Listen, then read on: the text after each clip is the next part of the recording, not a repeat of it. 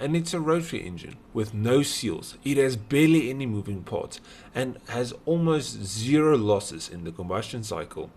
With a traditional internal combustion engine, you lose stacks of energy through heat and friction. While with this new engine by Astron Aerospace, they aim to eliminate nearly all losses associated with the internal combustion engine. Now, when I initially looked at this engine, I thought, well, this isn't that cool. It's really just a fancy high-revving Wankel rotary, like the ones you'll find in a Mazda. While I looked into it more, and it really isn't.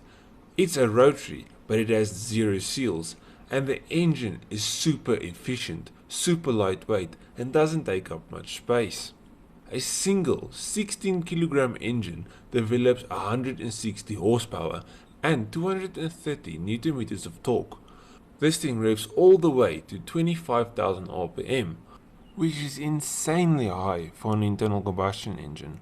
All the power of a single engine is multiplied by the number of engines that may be placed end to end. So let's say you have 3 rotors, you would have 480 horsepower, and the total weight of all 3 motors would be 48 kilograms.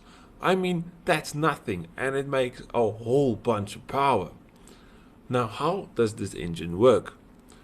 Aerodynamic forces are eliminated since the engine is air-cooled. Rotating shafts encircle the engine openings, and both upper and lower shafts counter-rotate.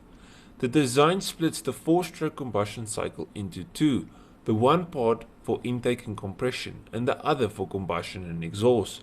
The intake air is compressed and travels through a rotary valve to the pre-chamber between the rotors, where fuel is injected, and when it enters the power side of the rotor, it ignites, driving the rotor. And then it leaves through the exhaust port. Now this engine has no seals like I previously mentioned, but how? How does it keep the compression and everything high if it has no seals? Well, very tight tolerances are key for the lack of rotor seals, as are the higher RPMs involved since there is not enough time for the air to leak when running. The engine also features a supercharged air intake running at crazy high pressures. Now, where most internal combustion engines run between 10 and 20 psi, this engine forces in over 200 psi into the motor.